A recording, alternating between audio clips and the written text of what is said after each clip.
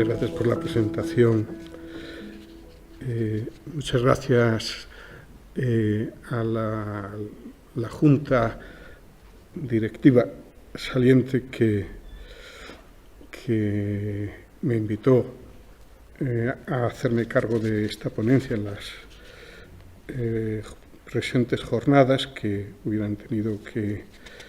celebrarse tiempo atrás. Les pido disculpas por la mala voz, pero estoy con una gripe que me parece que está dando ya los últimos coletazos, pero que todavía no me deja, bueno, pues estar al 100% de rendimiento también intelectual. Y quisiera felicitar a la Junta entrante. Si no me equivoco, es la tercera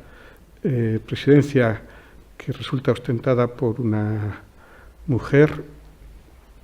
No pienso que ninguna otra asociación de juristas tengan este palmarés que nosotros podemos mostrar. No digamos los pobres teólogos, no se les ocurriría. Esto es un signo de sabiduría, ¿no? Ahora, cuando al final de la misa he visto esta entrega tan entrañable de ese regalo a la familia de don Pedro, dije, bueno, esto si los que mandasen en la asociación fueran varones, quizás se les hubiera ocurrido en un alarde de imaginación lo de la placa, pero lo de las flores nunca, para las señoras nunca se les hubiera pasado por la cabeza, ¿no?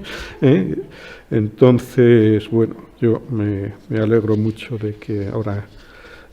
sigamos con Carmen como presidenta. Bien, el año 2019, que era el inicialmente previsto para, si no me equivoco, para estas jornadas, pues coincidían dos aniversarios, precisamente desde el punto de vista concordatario. Por una parte era el 90º aniversario de los pactos de Letrán y por otra parte el 40º de los acuerdos España con la Santa Sede. Aunque en términos absolutos es bastante más importante el primero que el segundo, a nosotros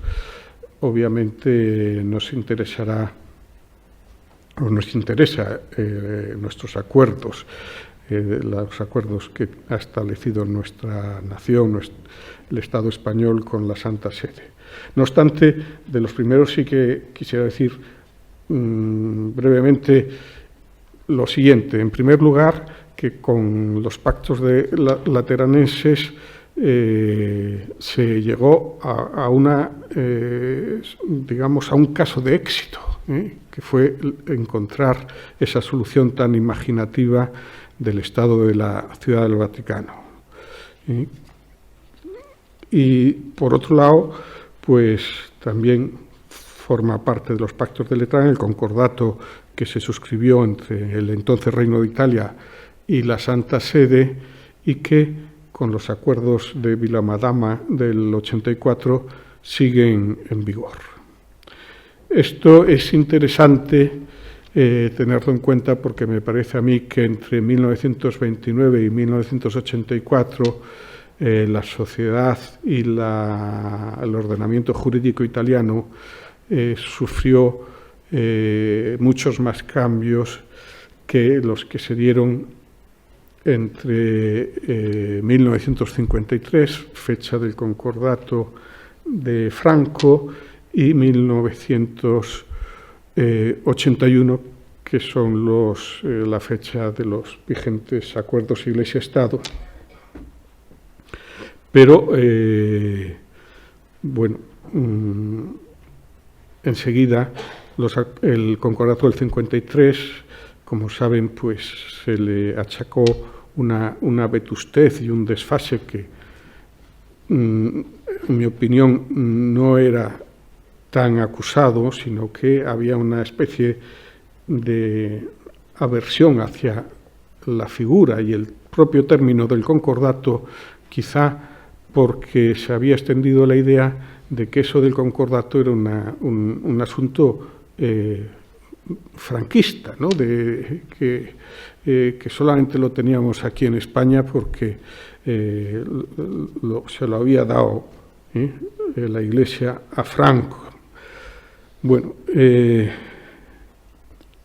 así que desde finales de los 60 se vinieron haciendo reclamaciones, sobre todo desde la parte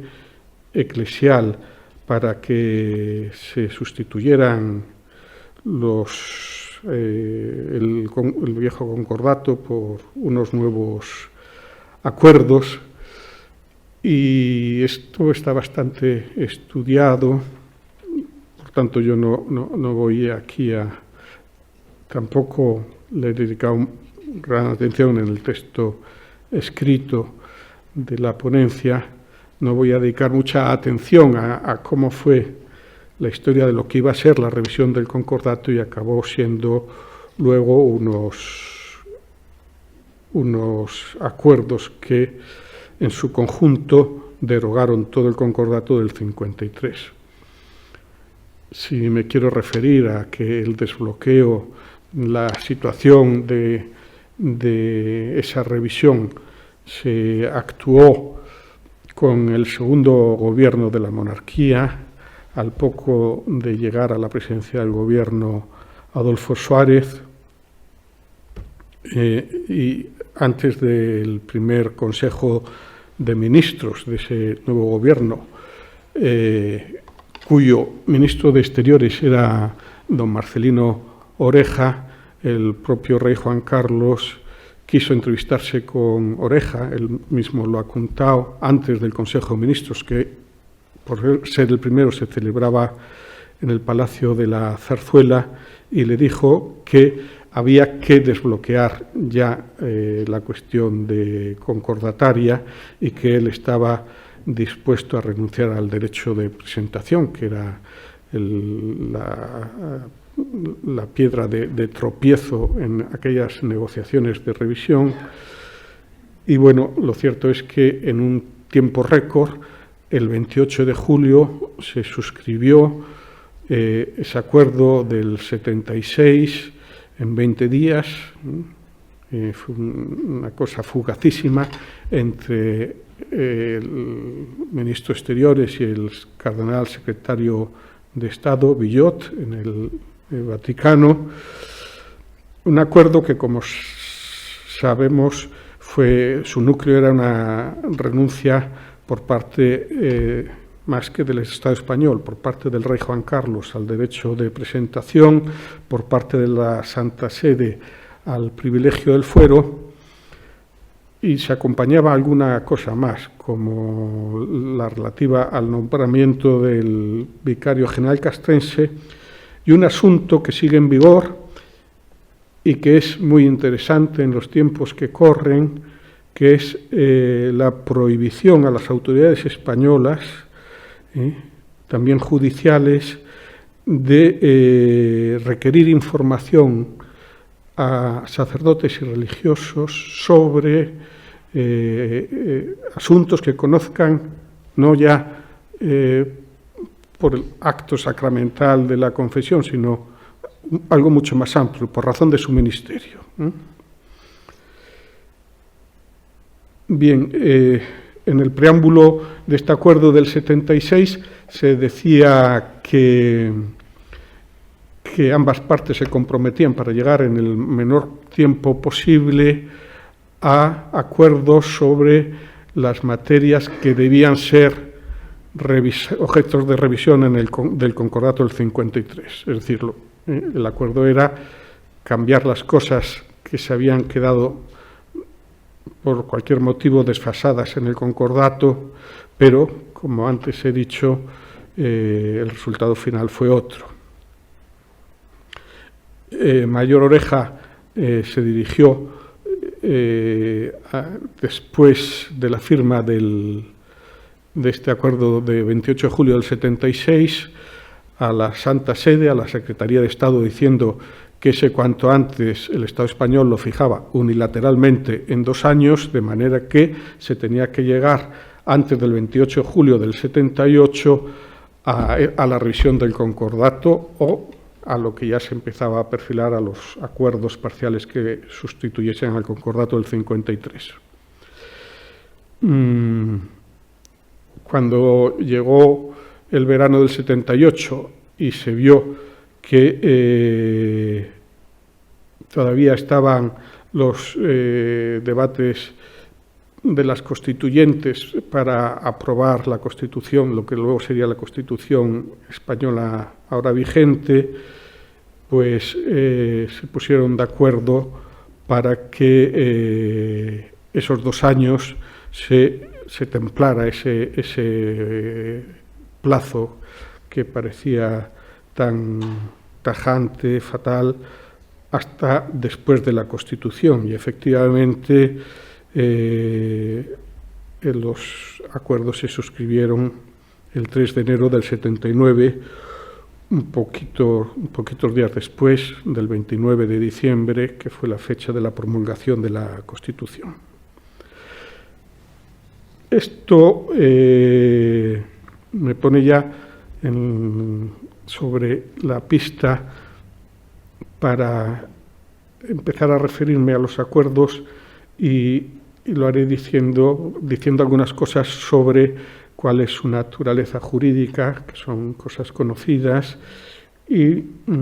para también referirme a la constitucionalidad, a veces puesta en duda, de los acuerdos. Los acuerdos se tramitaron parlamentariamente conforme al procedimiento que han de seguir los tratados internacionales, y como tratados internacionales los considera tanto la jurisprudencia del Tribunal Constitucional como la del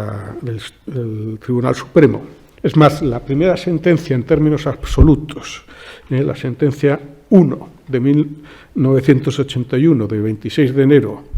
que dictó el Tribunal Constitucional, curiosamente se refiere al acuerdo sobre asuntos jurídicos a propósito, bueno, de un caso de separación conyugal, ¿no? Y en esa sentencia se hace una referencia expresa a algo de carácter tan netamente internacionalista como es el instrumento de ratificación del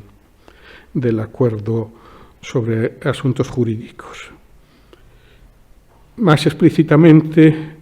en una sentencia del 82, del año siguiente, la 66/82, de 12 de noviembre,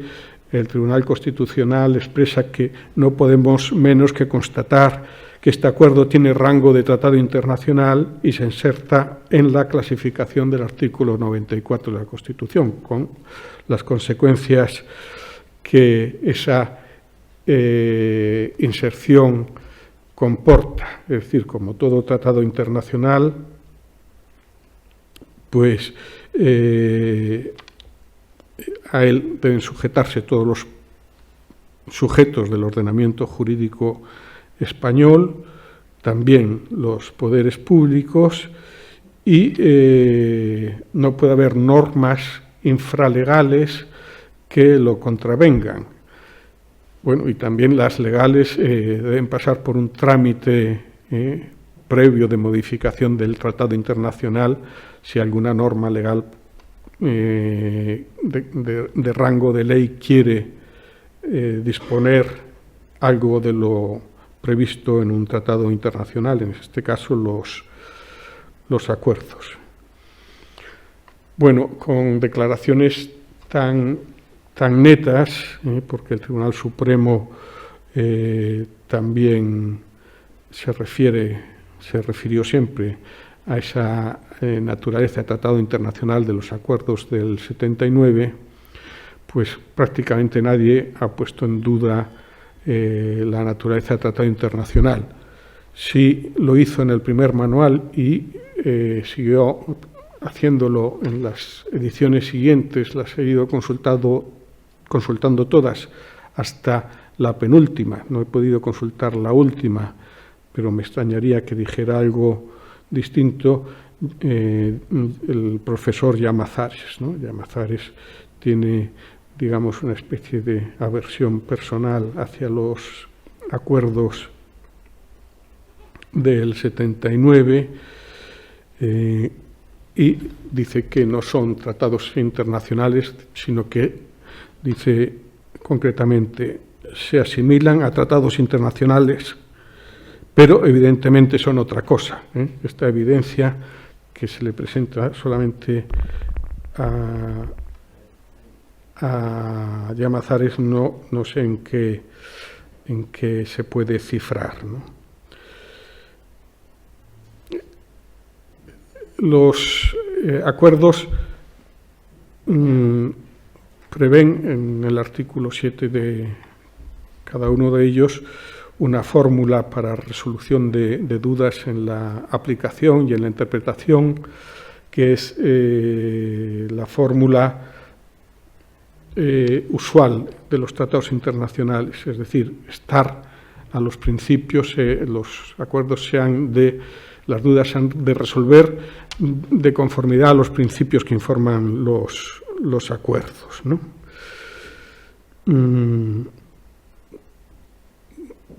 Y hay algunos aspectos de los acuerdos que se dejaron para acuerdos posteriores, como asuntos de carácter muy técnico y complicados en su especificidad para resolverse en los propios acuerdos, como por ejemplo el que se refiere a la validez de los títulos académicos de las universidades eclesiásticas, o cómo se ha de actuar cuando cambian las categorías tributarias, cuando cambiasen las categorías tributarias vigentes en el momento de la suscripción del acuerdo por nuevas categorías, ¿no? Pues por nuevos tributos,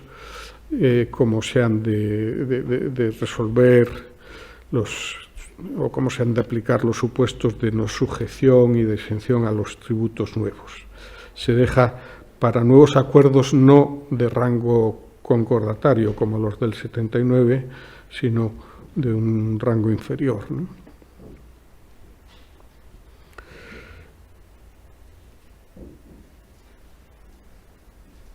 Bueno, la constitucionalidad de los acuerdos se ha puesto en duda en alguna ocasión, sobre todo por quien no le gusta sus contenidos, claro, por el propio hecho de la inmediatez del pequeño lapso de tiempo transcurrido entre el 29 de diciembre del 78 y el 3 de enero del 79. Se dice, bueno, esto es evidente que, aunque se publicaron un poco después de la Constitución, necesariamente se tuvieron que negociar antes de la Constitución, por eso, dicen algunos, materialmente son preconstitucionales, ¿no? Bueno, este argumento es un poco curioso, ¿no? Porque nos llevaría a la paradoja de que la propia Constitución que se elaboró en su texto antes de la promulgación es también una Constitución preconstitucional, pero no puede no serlo, ¿no? Y además hay que decir que preconstitucional no quiere decir ni mucho menos anticonstitucional. Hay muchas normas, muchas y muy importantes, muy preconstitucionales, que son constitucionales, y ha habido bastantes normas promulgadas de manera en tiempo posterior que han sido declaradas anticonstitucionales. Es decir, la cuestión temporal no afecta necesariamente, yo diría que secundariamente, a la constitucionalidad de una norma. La Ley Orgánica del Tribunal Constitucional, como ustedes saben, recoge la posibilidad de que cualquier juez o cualquier tribunal de los que conforman toda la organización jurisdiccional española pueda plantear una cuestión de constitucionalidad cuando lo puede hacer además a instancia de parte o de oficio, cuando se vea en la necesidad de dictar una sentencia en la cual será decisiva una norma que pueda el juez o las partes considerar que es inconstitucional. De la norma de la que depende el fallo hay una duda de constitucionalidad, se puede acudir al Tribunal Constitucional planteando esa cuestión. Son miles los jueces que hay en España, cientos los tribunales colegiados de audiencias, tribunales superiores, etcétera. Bueno, y en la historia de estos 40 años de vigor del Tribunal Constitucional, solamente se han planteado 12 cuestiones de constitucionalidad, todas por el mismo órgano, la Sala de lo Social del Tribunal Superior de Justicia de Canarias, todas contra los mismos preceptos, algunos determinados preceptos del artículo 3, el artículo 6 y el artículo 7 del Acuerdo sobre Enseñanza y Asuntos Culturales, y las 13 han tenido el mismo resultado, que fue el de la primera sentencia es la 38/2007 de 15 de febrero, que inadmitió la cuestión, y las 11 siguientes son las que van del número 80 al 90 consecutivamente de ese mismo año 2007, de 11 de abril, que son todas idénticas en sus fundamentos jurídicos y en el fallo, y todas también inadmiten la cuestión de constitucionalidad, diciendo que esos preceptos del Acuerdo sobre Enseñanza y Asuntos Culturales son constitucionales. Para decir toda la verdad, se plantearon 5 cuestiones más de inconstitucionalidad, una por un juzgado de lo social de Madrid y 4 más por la pertinaz Sala de lo Social del Tribunal Superior de Canarias, pero estas no dieron lugar a sentencias, fueron inadmitidas a través de autos del Tribunal Constitucional. Es decir, que los acuerdos entre España y la Santa Sede han superado lo que podríamos llamar un test de estrés de constitucionalidad muy exigente, y han estado puestos bajo la lupa de nuestros jueces y tribunales, que son concienzudos, y no se ha declarado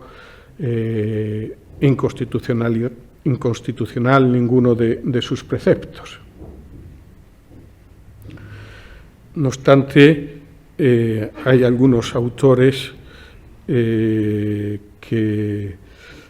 sostienen esa inconstitucionalidad. Me voy a referir solamente a Llamazares, que además no solamente lo sostiene en sus escritos académicos, sino en algún artículo periodístico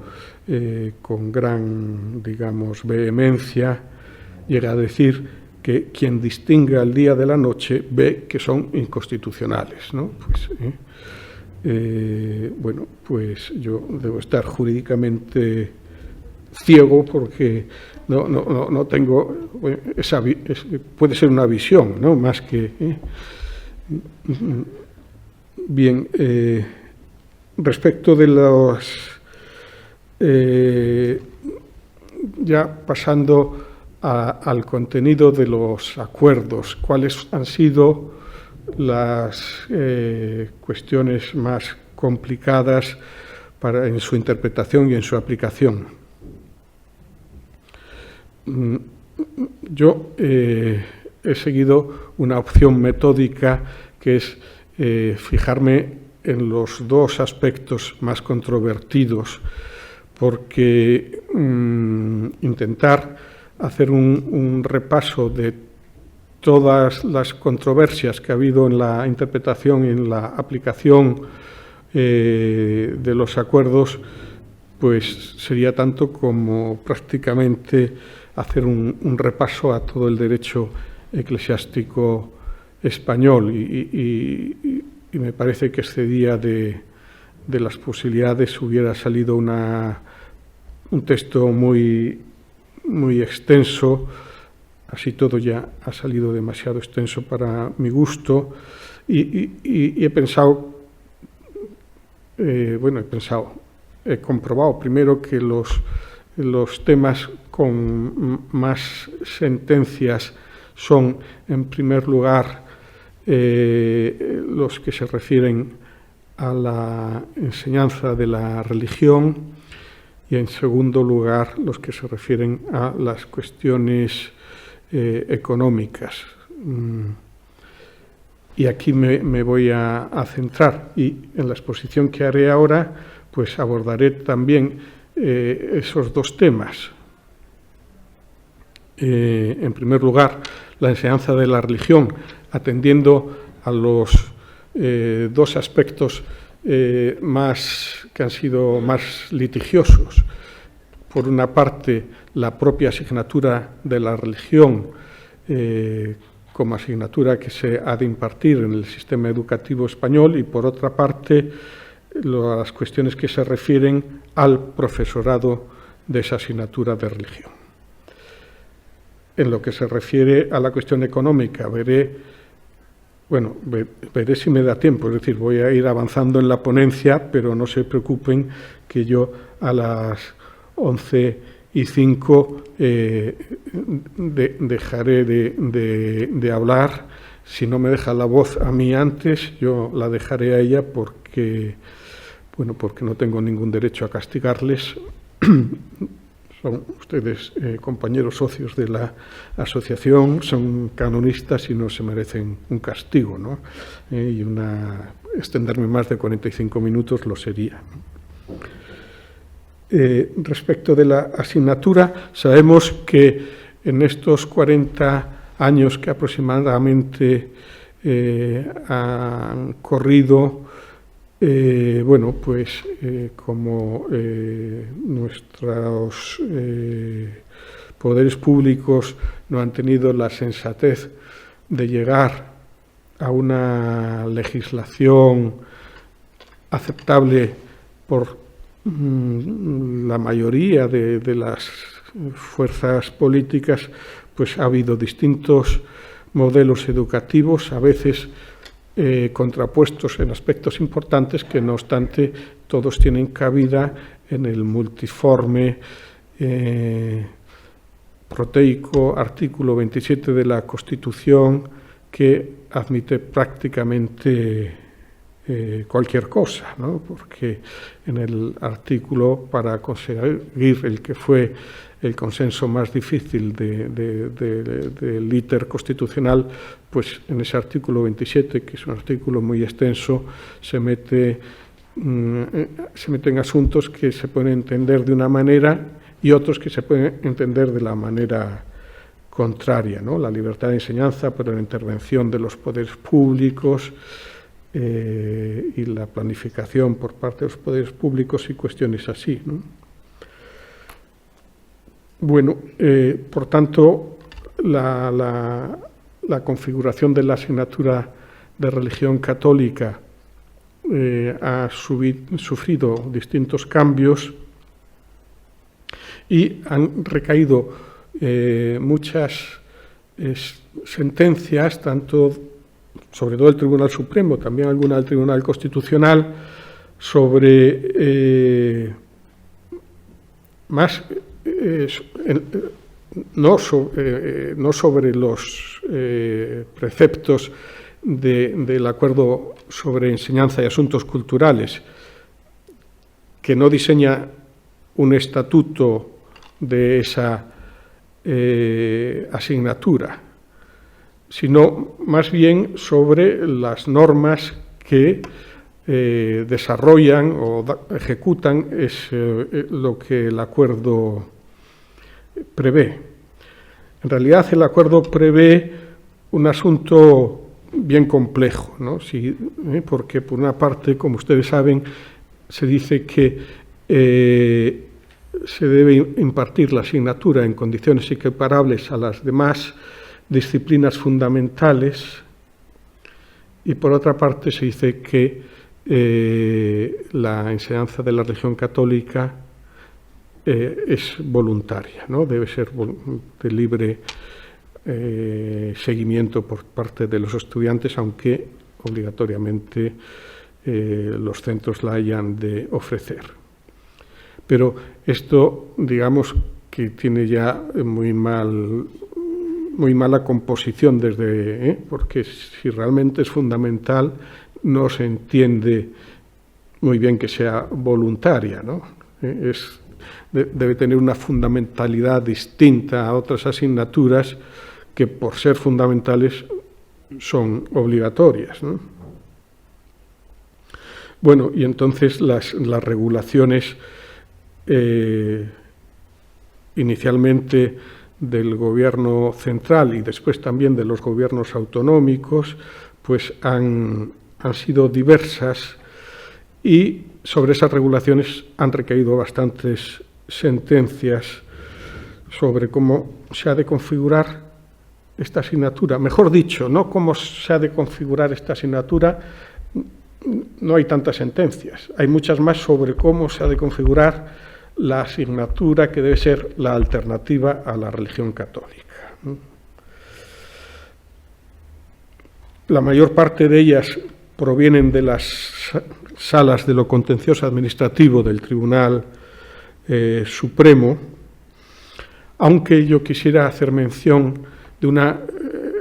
relativamente reciente, lo era cuando empecé a redactar la ponencia en el 19, porque es una sentencia del 18, la 31-2018 de 10 de abril, que es una sentencia del Tribunal Constitucional que resuelve un recurso de inconstitucionalidad promovido por algo más de 50 diputados del Grupo Parlamentario Socialista, en que, bueno, se tachaba de inconstitucional, aparte de la educación diferenciada, la propia asignatura de religión católica. Es decir, los recurrentes decían que el sistema público de enseñanza de un Estado aconfesional no cabía que la religión se configurase, la religión católica, se configurase como una asignatura oficial de un plan de estudios, ¿no? Bueno, el Tribunal Constitucional, en una sentencia que a mí me parece muy bien elaborada y argumentalmente muy bien trabada, aunque tiene cuatro, si no me equivoco, votos particulares, se dice que la existencia de esta asignatura es una manifestación de la laicidad positiva, ese concepto que acuñó el propio Tribunal Constitucional, con base, obviamente, en desarrollos doctrinales previos, y que esta laicidad positiva del Estado español es una garantía prestacional del ejercicio del derecho de libertad religiosa, de cuyo contenido esencial forma parte la divulgación del credo de las confesiones religiosas. Y además que haya una asignatura de religión católica, también de las otras religiones, dice, es cauce para que se pueda dar cumplimiento al derecho de los padres, recogido en el artículo 27 de la Constitución, de que sus hijos reciban la formación religiosa y moral acorde con sus convicciones. A mí me parece, como digo, una sentencia, esta 31 del 18, muy digna de tener en consideración. Bueno, el Tribunal Supremo, en distintas sentencias, como digo, nos diseña cómo ha de ser la alternativa. La primera sentencia a la que me quiero referir es una sentencia de 3 de febrero del 94, en la que se dice que la alternativa no puede ser el mero estudio de materias de carácter obligatorio del plan de estudio. El estudio vigilado, el estudio en el centro, el refuerzo de asignaturas que forman parte obligatoriamente del plan de estudios, porque esto sería una discriminación respecto de los estudiantes que eligen cursar la asignatura de religión, que tendrían menos tiempo para estudiar las otras asignaturas fundamentales. Así que la regulación posterior a esta sentencia, un Real Decreto de 16 de diciembre del 94, pues se alejó obviamente de lo que indicó el Tribunal Supremo como discriminatorio, y la alternativa se configuró como unas actividades era una cosa bastante vaga y difusa, ¿no? Actividades dirigidas para conocer los aspectos de la vida social y cultural, que fuesen también manifestaciones artísticas de las distintas confesiones y el influjo de estas mismas manifestaciones culturales, artísticas, en la filosofía y en la cultura y en la historia y en la actualidad española. Bueno, tampoco contentó mucho esta alternativa. De hecho, la CEAPA, esa confederación de padres de estudiantes, entonces era CEAPA solo, de padres, ahora es de CEAMPA, ¿no? De padres y madres, ¿no? Que digamos que es la que agrupa a los padres que se consideran a sí mismos como progresistas, pues interpusieron un recurso contencioso porque estimaban que al implantar esa asignatura se les hacía estudiar a los chicos que no elegían religión una asignatura que no estudiarían de no existir la asignatura de religión, y que esto era también discriminatorio. Es decir, los alumnos que no eligen religión han de estudiar esto de estas actividades alternativas para compensar la opción de los estudiantes que eligen religión. Bueno, el Tribunal Supremo viene a decir, bueno, ¿y qué quieren que haga yo si esto es tan complicado? Dice, el tribunal dice, la complejidad de mandatos diversos que se da en la legislación española hace imposible una igualdad milimétrica, y lo que más se puede aspirar es a una forma razonable de conjugar esos mandatos, y esta alternativa pues parece que es bastante razonable. La verdad es que contra este Real Decreto de diciembre del 94 también se interpusieron recursos por parte de las asociaciones de profesores de religión y por tanto también algunos obispados y arzobispados que también denunciaban la discriminación, en este caso de los estudiantes que elegían religión, porque estos eran objeto de calificación, se ponía nota en la asignatura de religión, mientras que los de estas actividades no se les calificaba, lo cual era bastante sensato, porque calificar esto de las manifestaciones que se han de conocer, pues no debía ser nada fácil, ¿no? Bueno, el Tribunal Supremo rechaza también estos recursos basándose en una sentencia previa de 31 de enero del 97, diciendo que equiparación no significa que quien elige religión tenga derecho a imponer las propias condiciones en las que se despliega esa asignatura a los que han hecho otra opción. Es decir, bueno, no puede usted hacer que los otros cursen la alternativa de la misma manera que elige, que ha elegido o que se prevé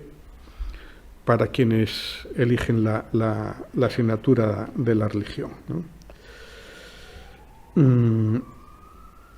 También dicen que equiparable es algo distinto netamente de idéntico, ¿no? Y en esta sentencia también se dice que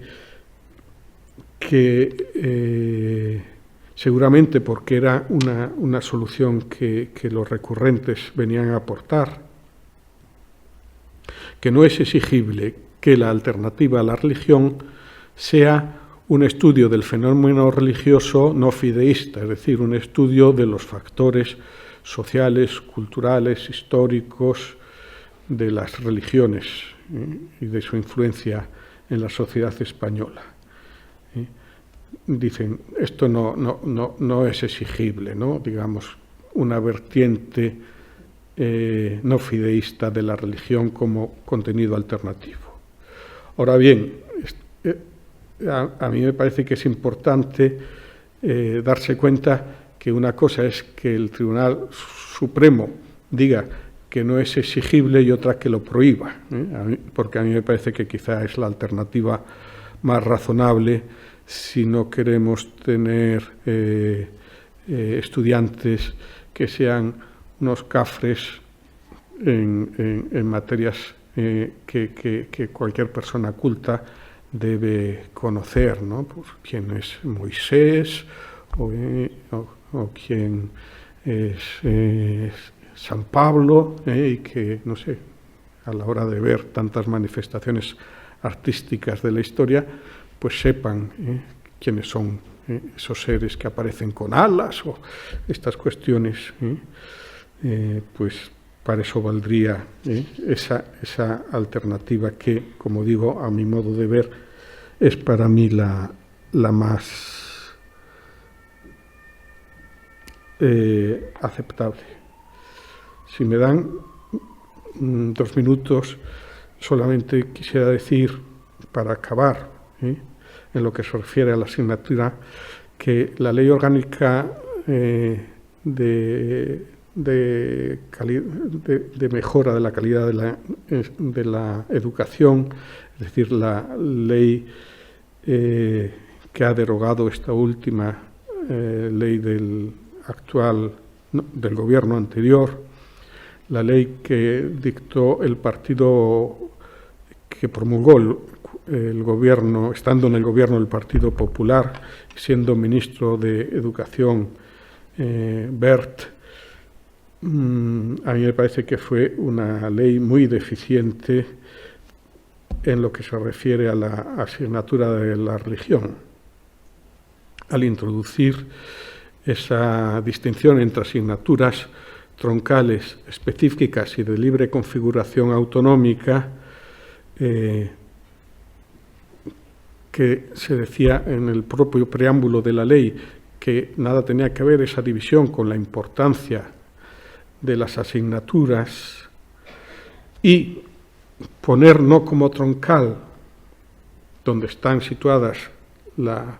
lengua, las matemáticas, la historia, la física, la química, es decir, las asignaturas realmente fundamentales del plan de estudios, sino que pusieron la religión,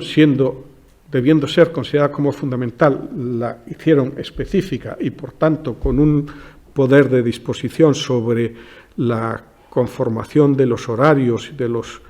currículum por parte de las comunidades autónomas, hicieron el gobierno del Partido Popular, o el Partido Popular hizo, a mi modo de ver, una chapuza terrible que no fue suficientemente denunciada. No sé por qué, o me temo que sí sé por qué, porque como se puso en el bachillerato la asignatura de religión como susceptible de ser objeto de calificación, tradicionalmente en bachillerato quienes cursan la religión reciben casi siempre como premio una nota muy buena. Esto hace que el expediente de bachillerato suba, y de hecho subieron mucho las matrículas en religión para tener mejor expediente y mejor nota de cara a la EBAU. Y con eso se aplacaron las quejas que, a mi modo de ver, debían haberse alzado sonoramente contra una conformación muy defectuosa de la asignatura en esa malhadada ley, de la que se derivó pues muchas perturbaciones